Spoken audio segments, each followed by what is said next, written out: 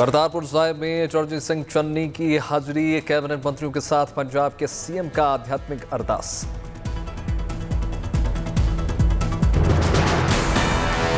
नवजोत सिंह सिद्धू को आज करतारपुर जाने की नहीं मिली इजाजत, तीसरे जत्थे में 20 नवंबर को करेंगे दर्शन।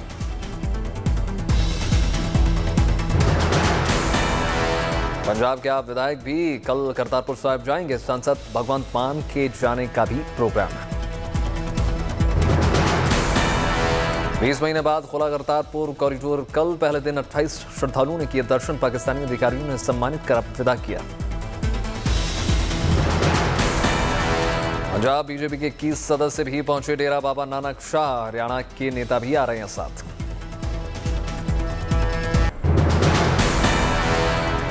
मैली यमुना पर टूटी केजरीवाल सरकार की नींद, दिल्ली के सीएम का 6 सूत्री एक्शन प्लान, 2025 तक साफ सुथरी यमुना का वादा किया।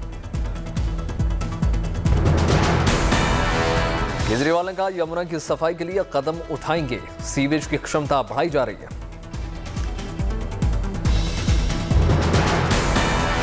बीजेपी ने केजरीवाल के ऐलान पर दी प्रतिक्रिया, कहा यमुना की सफाई को लेकर मुख्यमंत्री केजरीवाल का हर साल बोलना है वही झूठ। दिल्ली पर्यावरण मंत्री गोपाल राय ने पेश की प्रदूषण पर CSE की रिपोर्ट, प्रदूषण में दिल्ली की हिस्सेदारी 31%, बाहरी प्रदूषण की हिस्सेदारी 69%। CASI की रिपोर्ट के मुताबिक दिल्ली में पराली प्रदूषण की हिस्सेदारी 35 से 40%।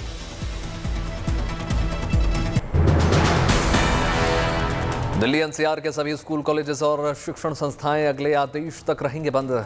Commission for air quality management ने मांगी 22 नवंबर तक रिपोर्ट।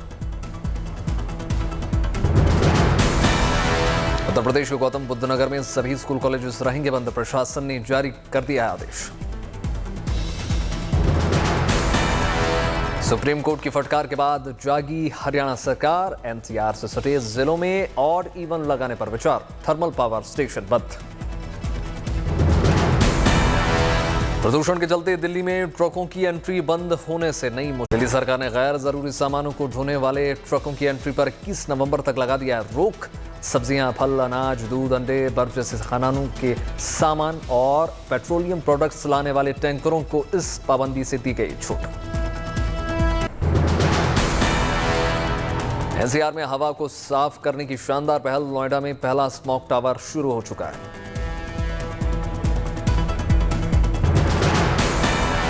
स्मॉग टावर खींचेगा प्रदूषित हवा, वातावरण में छोड़ेगा साफ शुद्ध हवा।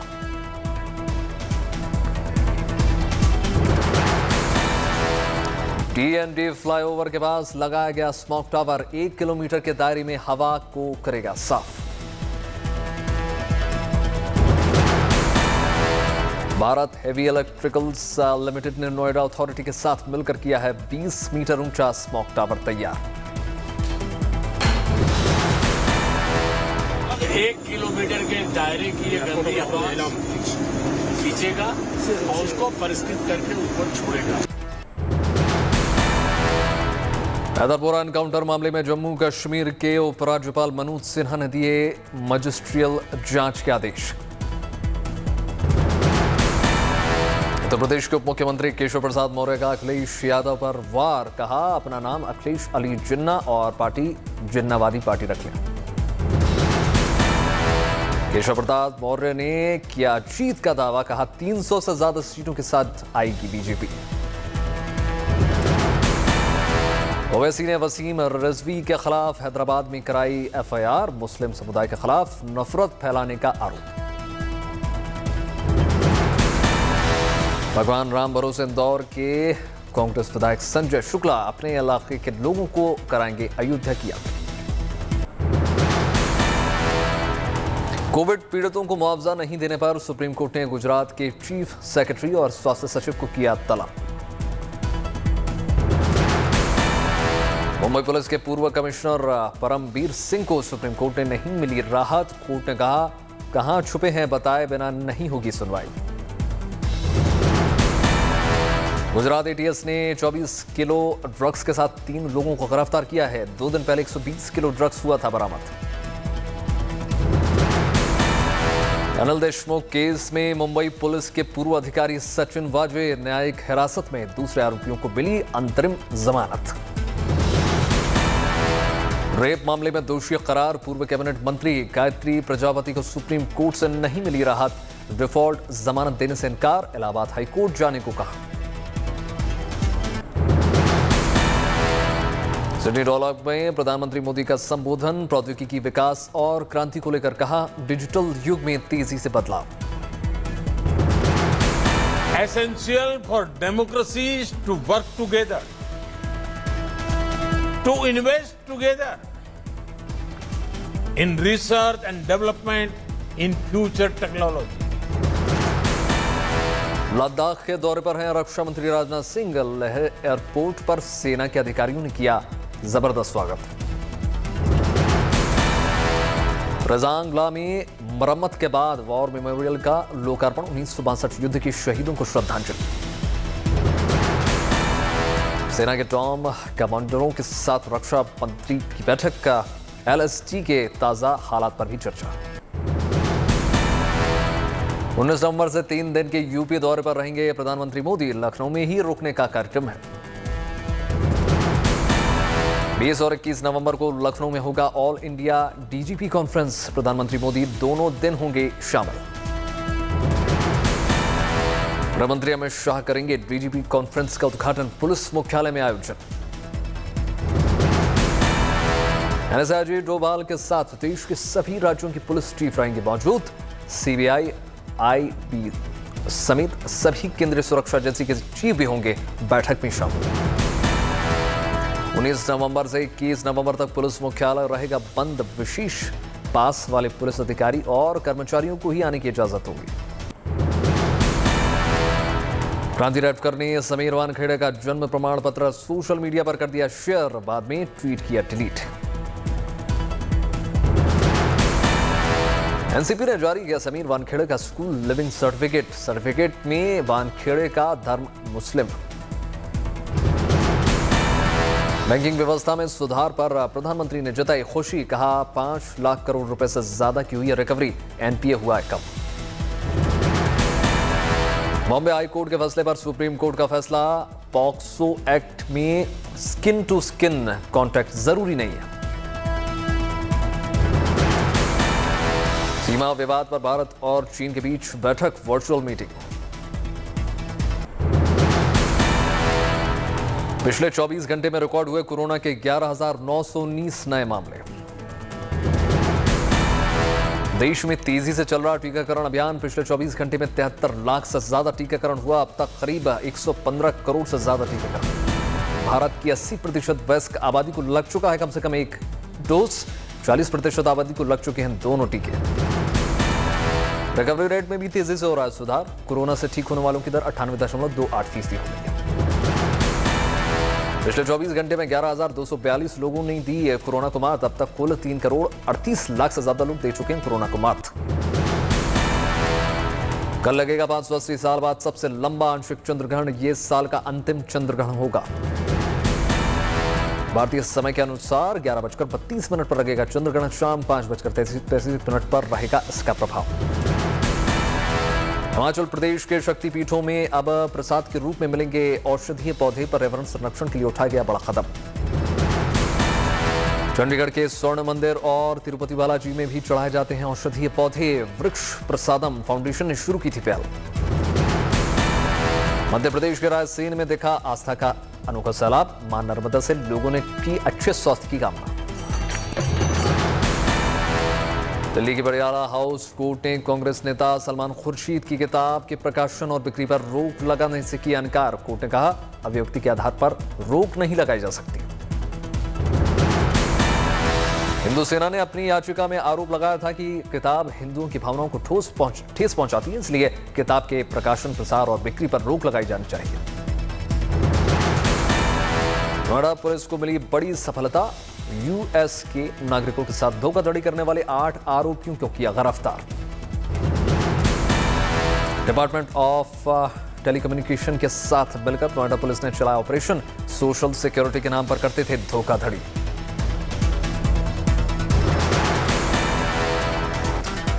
नहीं बढ़ेगी गरीबों को मुफ्त राशन योजना।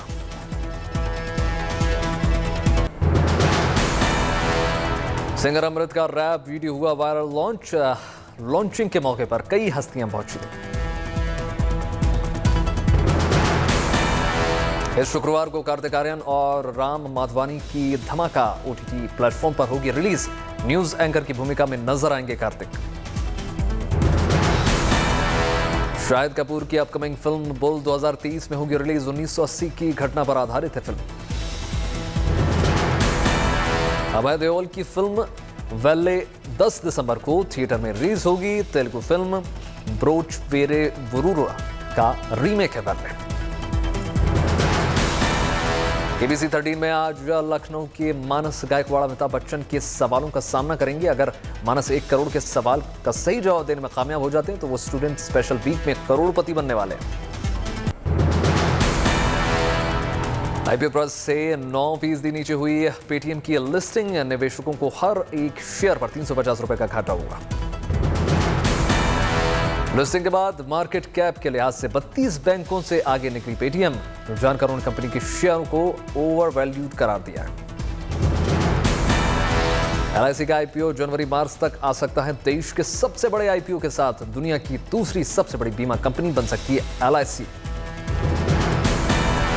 सेबी ने निवेशकों के लिए नया चार्टर जारी किया है। सिक्योरिटी मार्केट में निवेश के दौरान नुकसान से बचने के लिए सेबी ने डूज एंड डोंट्स का चार्टर किया है शामिल। क्रिप्टो करेंसी पर PM ने सभी देशों से मिलकर काम करने के लिए कहा। मोदी ने कहा कि गलत हाथों में जाने से युवाओं के भविष्य को खराब कर सकती है क्रिप्टो करेंसी। इकोनॉमी में तेज रिकवरी से असर से UBS ने 2021-22 के लिए GDP अनुमान 8.9% से बढ़कर 9.5% किया। सरकार को 10% ग्रोथ रेट का है भरोसा। अक्टूबर वाहनों की रिटेल बिक्री में 5.33% की गिरावट आई। अक्टूबर 2019 के मुकाबले 26.5% से ज्यादा लुढ़की बिक्री। महिंद्रा गाड़ियों पर मिल रहा है 82,000 रुपए तक का डिस्काउंट। 30 नवंबर तक स्कॉर्पियो और XUV 300 समेत कई गाड़ियों पर मिलेगी छूट। व्हीकल स्क्रैपेज पॉलिसी के कारोबार में उतर सकती है टाटा मोटर्स। फ्रेंचाइजी मॉडल के तहत वाहन कबाड़ केंद्र स्थापित करने की बनाई योजना। इंडोनेशिया के हाई ग्रोथ वाले एविएशन सेक्टर में GMR एयरपोर्ट की एंट्री। इंडोनेशिया में मैदान एयरपोर्ट के डेवलपमेंट के लिए बोली जीती। ऑस्ट्रेलिया में महिला बिग बैश लीग में स्मृति मंधाना ने खेली धमाकेदार पारी। 64 गेंदों में बना डाले 114 रन। स्मृति ने अब तक 11 मैचों में बनाए 348 रन, जिसमें से 1 शतक के साथ 2 अर्धशतकीय पारी शामिल। भारतीय खिलाड़ी बिग बैश में पहली बार ले रही हैं हिस्सा। 8 भारतीय खिलाड़ियों को मिला मौका। भारतीय खिलाड़ी हरमनप्रीत ने भी दिखाया दमखम। हरमनप्रीत ने 10 मैचों में बनाए 390 रन। हरमनप्रीत ने 3 अर्धशतक के साथ 13 विकेट भी झटके हैं। इस मुकाबले से बढ़ेगा भारतीय महिला क्रिकेट टीम का आत्मविश्वास। जयपुर T20 टीम इंडिया की शानदार जीत हुई है। न्यूजीलैंड को 5 विकेटों से हराकर सीरीज में 1-0 से बढ़त। सूर्य कुमार यादव ने खेली शानदार अर्धशतकीय पारी। रोहित शर्मा ने भी बनाए 48 रन। आरश्वन के साथ भुवनेश्वर कुमार ने झटके 2 विकेट। मोहम्मद सिराज और दीपक चहर ने 1-1 विकेट लिया। सीरीज का दूसरा मुकाबला कल रांची में खेला जाएगा और सीरीज का आखिरी मैच 21 नवंबर को कोलकाता में। एशेज के लिए ऑस्ट्रेलिया टीम घोषित। पहले 2 टेस्ट में T20 वर्ल्ड कप के हीरो मैथ्यू वेड को टीम में जगह नहीं मिली है। उस्मान ख्वाजा और रिचर्डसन की वापसी हुई है। सेलेक्टर्स ने टिम पेन पर भरोसा जताते हुए टीम की कप्तानी सौंपी है उन्हें। और टिम पेन इस सीजन में गर्दन की सर्जरी के बाद एक भी मैच नहीं खेले। ICC में 2026 से 2031 तक होने वाले मेगा इवेंट्स के लिए मेजबानों की घोषणा कर दी गई है। भारत को 3 बड़े टूर्नामेंट की मेजबानी मिली है। भारत 2026 में श्रीलंका के साथ T20 वर्ल्ड कप और 2031 में बांग्लादेश के साथ वनडे वर्ल्ड कप को होस्ट करेगा। 2029 में होने वाली चैंपियंस ट्रॉफी भी भारत मेजबान करेगा। शोएब अख्तर ने आईसीसी पर लगाया भेदभाव का आरोप, कहा वार्नर की जगह बाबर को मिलना चाहिए था मैन ऑफ द टूर्नामेंट का खिताब। वार्नर पर हैदराबाद के असिस्टेंट कोच का खुलासा, ब्रैड हेडन बोले वार्नर को खराब फॉर्म की वजह से प्लेइंग 11 से बाहर नहीं किया गया। ताइवान पर बम की स्थिति पर अमेरिकी राष्ट्रपति जो बाइडेन ने दी सफाई, कहा व्हाइट हाउस ने कभी नहीं की आजादी की बात। चिली के सेनेट से नामंजूरी हुआ राष्ट्रपति के खिलाफ महाभियोग चलाने का प्रस्ताव, 43 सदस्यों वाले सदन में 18 के मुकाबले 24 मतों से खारिज हुआ। आर्मेनिया और अजरबैजान में एक बार फिर बढ़ा तनाव, दोनों देशों की सेनाओं के बीच गोलीबारी। बेलारूस पोलैंड बॉर्डर पर शरणार्थियों और सुरक्षा बलों की मौजूदगी में के बीच तनाव जारी है। रात के अंधेरे का फायदा उठाकर शरणार्थियों ने जबरदस्ती पोलैंड में घुसने की कोशिश की। ब्रिटेन की संसद में पूर्व फर्स्ट क्लास क्रिकेटर अजीम रफीक की भावुक गवाही, कहा नस्लवाद ने तबाह किया करियर। स्पेन के राजशाही परिवार ने इटली के राष्ट्रपति सर्जियो माटारेला का किया स्वागत। स्पेन के राजा रानी ने अपने राजमहल में किया शाही डिनर का आयोजन। अमेरिका में मूसलाधार बारिश के बाद बाढ़ जैसे हालात, सड़कों पर पानी जमा होने और बिजली सप्लाई प्रभावित होने के लोगों की बढ़ी मुश्किलें। अमेरिका के टाइम्स स्क्वायर पर होने वाले नए साल के जश्न को लेकर सख्ती, कार्यक्रम में आने के लिए दिखाना होगा वैक्सीन सर्टिफिकेट। ब्राजील में कोरोना के मामले कम होने के बाद फैशन शो में लौटी रौनक, साओ पौलो में रैंप पर मॉडलों ने बिखोरा जलवा। दक्षिण पश्चिम लंदन में रॉयल बॉटनिक गार्डन में आज से शुरू हो रहा है क्रिसमस समारोह, 22 जनवरी तक कई कार्यक्रमों का आयोजन।